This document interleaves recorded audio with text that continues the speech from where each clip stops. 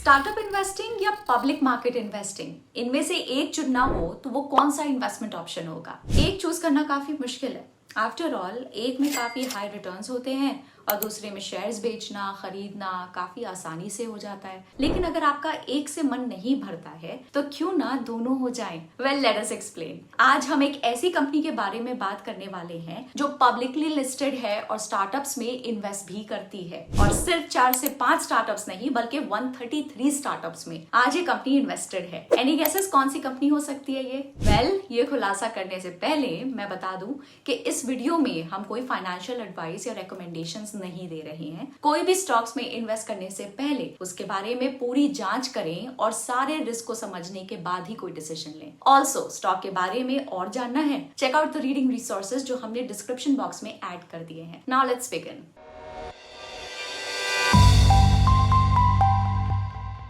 आज हम बात करने वाले हैं एक ऐसी कंपनी की जो 38 इयर्स से अपना बिजनेस चला रही है। इसकी 4 सब्सिडरीज हैं जिसके थ्रू ये flexible flow solutions, industrial packaging solutions और lending and financing services offer करती है। वो कंपनी है सैट इंडस्ट्रीज। सैट इंडस्ट्रीज अपने कोर बिजनेसेस से रेवेन्यू जनरेट करके हाई ग्रोथ स्ट्रेटेजिक बिजनेसेस और स्टार्टअप्स में इन्वेस्ट करती है। शुरुआत करते हैं सैट की एरोफ्लेक्स इंडस्ट्रीज के साथ। 2016 में सैट इंडस्ट्रीज ने एरोफ्लेक्स इंडस्ट्रीज को मैक्वायर से अक्वायर किया था और मई 2023 तक एरोफ्लेक्स इंडस्ट्रीज सैट इंडस्ट्रीज की होली ओन्ड सब्सिडरी थी। एरोफ्लेक्स इंडस्ट्रीज को डीमर्ज करके सेपरेट एंटिटी के तौर पे लिस्ट करने की चर्चा काफी समय से हो रही थी। तो उस टाइम मशहूर इन्वेस्टर आशीष कचोलिया और बंगाल फाइनेंस एंड इन्वेस्टमेंट्स ने कंपनी का 4.05% स्टेक खरीद लिया। जून 2023 में स्टेक सेल्स के एक और राउंड में कंपनी ने एरोफ्लेक्स इंडस्ट्रीज का 3.55% स्टेक कार्नेलियन स्ट्रक्चरल फंड्स को बेचा, जिसे विकास खिमानी मैनेज करते हैं। फाइनली अगस्त 2023 में एरोफ्लेक्स 351 करोड़ रुपीस के आईपीओ के साथ आगे बढ़ी। एरोफ्लेक्स इंडस्ट्रीज के आईपीओ इश्यू को 97.11 टाइम्स ज्यादा सब्सक्राइब किया गया था। इस कंपनी का ओपनिंग स्टॉक प्राइस 197 रुपीस था, जो इशू प्राइस से 82% ज्यादा था। Can you believe it? अब इतनी धमाकेदार ओपनिंग के बाद इस कंपनी को थोड़ी और बारीकी से देखते हैं। हम बात करने वाले हैं इसके प्रोडक्ट प्रोफाइल की। एरोफ्लेक्स मेटालिक फ्लेक्सिबल फ्लो सॉल्यूशंस की लीडिंग मैन्युफैक्चरर है। इनके सारे प्रोडक्ट्स को जोड़कर जो स्क्रीन पे है टोटल 1700 SKUs बनते हैं। Aeroflex manufactures stainless steel flexible hoses through both hydraulic and mechanical processes. The stainless steel sheets are first converted into flexible corrugated hoses on the hose machines. Then, utilizing a special braiding process, a meticulously woven wire cover is artfully applied over the hose. We manufacture hoses ranging from 1/4 inch to 14 inches in diameter, encompassing a wide range of applications.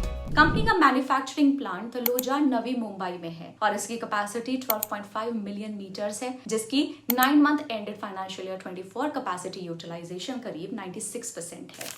Company के products हर तरह के substance के flow को point A से point B तक control करते हैं, फिर चाहे वो सॉलिड हो, लिक्विड हो या फिर गैस। क्योंकि एरोफ्लेक्स के प्रोडक्ट एप्लीकेशंस काफी क्रिटिकल हैं, इनके क्वालिटी कंट्रोल, प्रोडक्ट अप्रूवल्स काफी सख्त होते हैं। इसी वजह से इस इंडस्ट्री में कंपनीज के लिए एंट्री बैरियर्स काफी हाई होते हैं। चलो, प्रोडक्ट्स की बात तो हो गई, अब आते हैं इनके कस्टमर प्रोफाइल पे। जितनी एरोफ्लेक्स के प्रोडक्ट्स वर्सेटाइल हैं, उतनी ही वर्सेटाइल उनकी क्लाइंट लिस्ट है। Steel, oil and natural gas, petrochemicals, refinery और माइनिंग जैसे इंडस्ट्रीज और एप्लीकेशंस को एरोफ्लेक्स केटर करती है। इन सब के अलावा एरोफ्लेक्स न्यू एज एप्लीकेशंस पर भी काफी फोकस करती है। इनफैक्ट इनके एंड यूजर इंडस्ट्रीज के पाई चार्ट को देखें तो उसमें से 32% कंट्रीब्यूशन न्यू एज इंडस्ट्रीज का है। स्क्रीन पे जो बिजनेस सेगमेंट्स हैं उन्हें देखिए।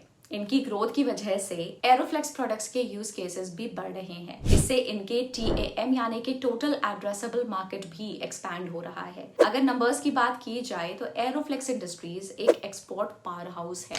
इनका 80% रेवेन्यू इंटरनेशनल बिजनेसेस से आता है। ये कंपनी काफी तेजी से अपना कस्टमर बेस बढ़ा रही है। Look at this graph. 2021 में इनके कुल 538 कस्टमर्स थे, 2022 में 606 और 2023 में 723।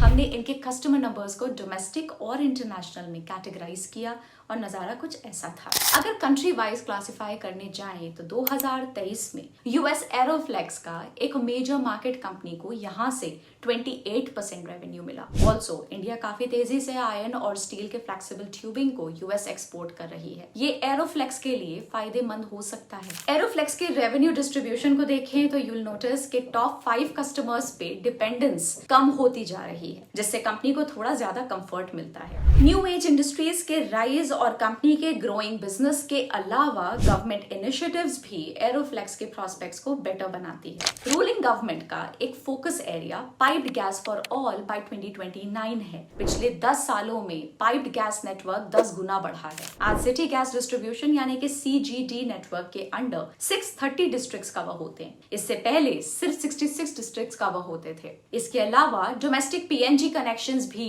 4 टाइम्स बढ़े हैं। जिन जिन सेक्टर्स को गवर्नमेंट ने सपोर्ट किया है वो सेक्टर्स काफी तेजी से बढ़े हैं पिछले 5 से 10 सालों में। इनमें से कुछ सेक्टर्स हैं sugar, power, infrastructure, realty, railways, defence और कैपिटल गुड्स। आत्मनिर्भर Bharat packages, make in India, PLI schemes और नेशनल मैन्युफैक्चरिंग पॉलिसी जैसे इनिशिएटिव्स की वजह से डोमेस्टिक डिमांड भी बढ़ी है। सैट इंडस्ट्रीज का 24% revenue oil and gas industry से आता है, जिसका मतलब है कि एरोफ्लेक्स को गवर्नमेंट इनिशिएटिव से काफी बूस्ट मिल सकता है। अब आते हैं उस सेगमेंट पे जिसका आप सबको बेसब्री से इंतजार था। Any guesses? Company financials.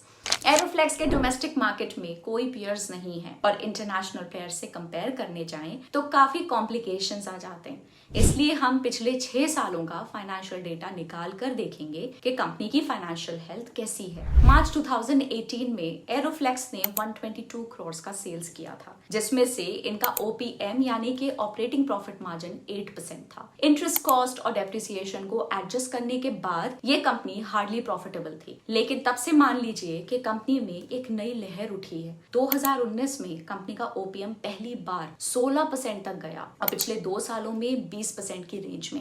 इस लहर का नाम है असेंबलीज और फिटिंग्स डिवीजन। फाइनेंशियल ईयर 24 में इस डिवीजन से रेवेन्यू शेयर 31% से 40% बढ़ गया। एरोफ्लेक्स के प्रॉफिट्स भी बढ़ रहे हैं। इनके 3 ईयर सेल्स ग्रोथ 30% है और 3 ईयर प्रॉफिट CAGR 79%। इनका 5 ईयर एवरेज ROE 24% है और ROCE 25.8% है। कंपनी की बैलेंस शीट देखें तो 3 चीजें क्लियर होती हैं। इनके रिजर्व्स को IPO से बूस्ट मिला है। 2, कंपनी डेट फ्री हो गई है और इनकी कैपेक्स फंडिंग इंटरनल अक्रूवल से आती है। 3, फिक्स्ड एसेट बेस में इंक्रीज हुआ है और CWIP यानी कि कैपिटल वर्क्स इन प्रोग्रेस भी सिग्निफिकेंट है। इनके करंट शेयर होल्डिंग पैटर्न के मुताबिक सैट इंडस्ट्रीज के प्रमोटर्स के पास 67% शेयर्स हैं। DIIs भी इन्वॉल्व हैं। फॉर इंस्टेंस इन्वेस्को इंडिया ने स्टेक बढ़ाया है। पब्लिक शेयर होल्डिंग पैटर्न भी सेम है क्योंकि इन्वेस्टर्स उनके प्री IPO स्टेक्स को होल्ड कर रहे हैं। Future road map. एरोफ्लेक्स के फ्यूचर प्लान्स काफी जोरों शोरों से चल रहे हैं। पहला, एक्सपेंशन प्लान्स। पैंडेमिक के बावजूद कंपनी की कैपेसिटी यूटिलाइजेशन नंबर्स स्ट्रॉन्ग हैं। एक्सपेंशन के फेज 2 में कंपनी एडिशनल 3 मिलियन मीटर्स भी कमीशन करने का प्लान कर रही है, जिससे कैपेसिटी 50% से बढ़ जाएगी सिर्फ ऑपरेशंस के 2 सालों में। प्रोडक्ट लाइंस देखें तो मेटल बेलोज और एक्सपेंशन जॉइंट्स भी इंक्लूड होने वाले हैं। इनका एम है एनुअली 3 लाख पीसेस मैन्युफैक्चर करना। इसमें से फर्स्ट फेज कैपेसिटी 1,20,000 पीसेस दिसंबर 2024 तक प्रोडक्शन में होंगे। दूसरा, टीम रैंप अप। 2 से 3 साल पहले कंपनी के सेल्स टीम में सिर्फ 5 लोग थे, आज 15 लोग हैं और फाइनेंशियल ईयर 25 के एंड तक कंपनी 30 से 40 लोगों की एक्सपोर्ट सेल्स टीम बनाना चाहती है, जिसमें हर जियोग्राफिक रीजन के लिए एक स्पेशलिस्ट होगा। तीसरा, एक्विजिशंस। कंपनी ने उनके DRHP फाइलिंग में बताया कि उन्होंने इनऑर्गेनिक एक्विजिशंस के लिए कुछ फंड्स एयरमार्क करके रखे हैं। स्टेनलेस स्टील, मेटल और पॉलीमर जैसे बिजनेसेस में एरोफ्लेक्स को काफी दिलचस्पी होगी। वो या तो साइजेबल माइनॉरिटी स्टेक खरीदेंगे ऐसी कंपनीज में या पूरी कंपनीज का कंट्रोल भी ले सकते हैं। फॉर इंस्टेंस 2 अप्रैल 2024 को कंपनी ने अनाउंस किया कि वो HYDA इंजीनियरिंग प्राइवेट लिमिटेड का 100% स्टेक अक्वायर कर रही है फॉर 17.2 करोड़ रुपीस। चौथा, वैल्यू एडेड प्रोडक्ट्स। एरोफ्लेक्स अपने असेंबलीज और फिटिंग्स डिविजन्स को ऐड करके अपने मार्जिन्स को इंक्रीज करने का प्लान कर रही है। इस डिवीजन के ग्रॉस मार्जिन्स 22% to 24% तक होंगे, जो होजेस बिजनेस के 16% to 18% से ज्यादा हैं। यही नहीं, मेटल बेलोज मैन्युफैक्चर करने के प्लान्स जो रिसेंटली अनाउंस हुए हैं, उससे कंपनी का एक्सपेक्टेड एबिटा मार्जिन 25 से 30% तक का है। मैन्युफैक्चरिंग के फर्स्ट ईयर से ही मैनेजमेंट 50 करोड़ रुपीस का रेवेन्यू एक्सपेक्ट कर रही है। अपॉर्चुनिटीज तो समझ ली, लेकिन इस कंपनी से जुड़े रिस्क के बारे में जानना भी जरूरी है। पहला है सप्लायर कॉन्सेंट्रेशन और इम्पोर्ट डिपेंडेंसी। एरोफ्लेक्स अपने टॉप 5 सप्लायर्स से 75% रॉ मटेरियल्स इंपोर्ट करती है। इनमें से चाइना एक मेजर रॉ मटेरियल्स इंपोर्टर है। कंपनी के टोटल परचेजेस में से 43.5% चाइना पे डिपेंडेंट है। एक अच्छी बात यह है कि ये डिपेंडेंस काफी तेजी से घट रही है। लास्ट ईयर करीबन 95% कॉइल इंपोर्ट हुआ था और इस साल सिर्फ 50% से थोड़ा कम इंपोर्ट हुआ है। दूसरा रिस्क है रेड सी क्राइसिस। मिडिल ईस्ट क्राइसिस एक ऑनगोइंग इशू है, जिसकी वजह से Q3 में 15 डेज तक रेवेन्यू इम्पैक्ट हुआ था। ये अमाउंट 10 से 12 करोड़ रुपीस था, जो क्वार्टरली रेवेन्यू का 15% है। क्योंकि शिप्स अभी ज्यादा लंबा रास्ता लेते हैं, शिपिंग कॉस्ट भी बढ़ गए हैं और ईरान इजराइल कॉन्फ्लिक्ट की वजह से भी हालात ज्यादा बिगड़ रहे हैं, जिसका इम्पैक्ट हम Q4 में देख सकते हैं। एरोफ्लेक्स पे तो काफी चर्चा कर ली, अब बात करते हैं सैट पॉलीमर्स की।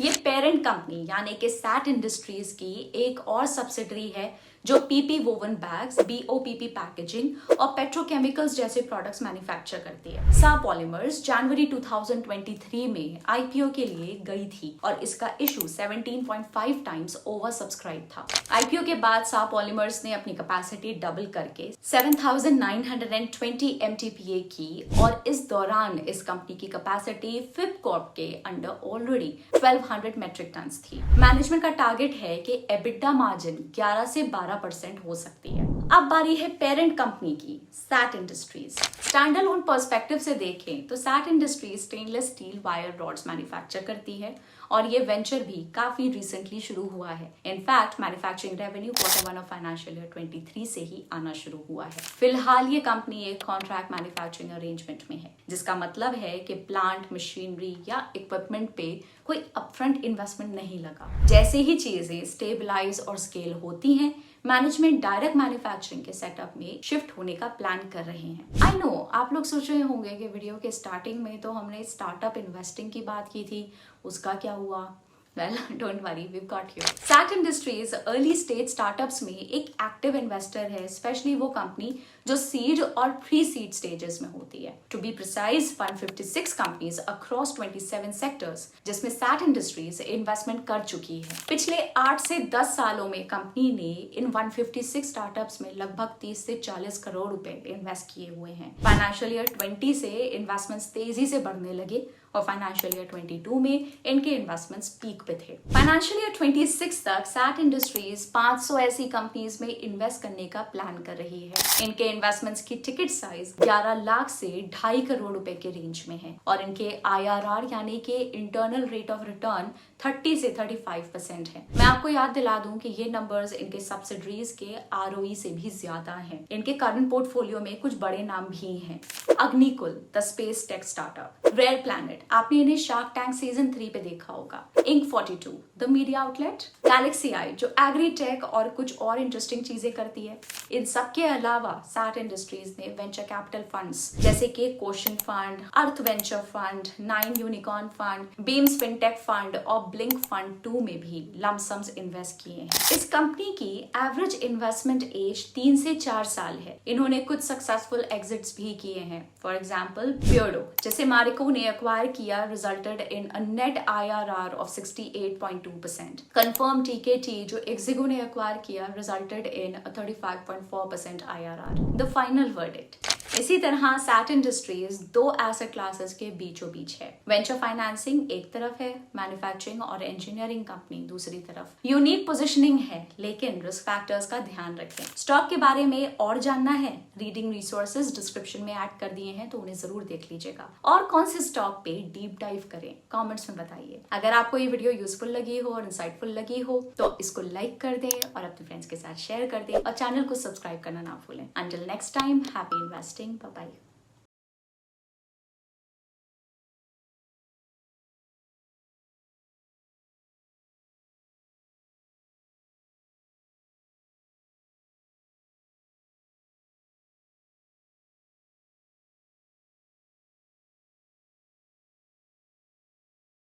Investment in securities market are subject to market risks. Read all the related documents carefully before investing. Please read the risk disclosure documents carefully before investing in equity shares, derivatives, mutual fund, and or other instruments traded on the stock exchanges.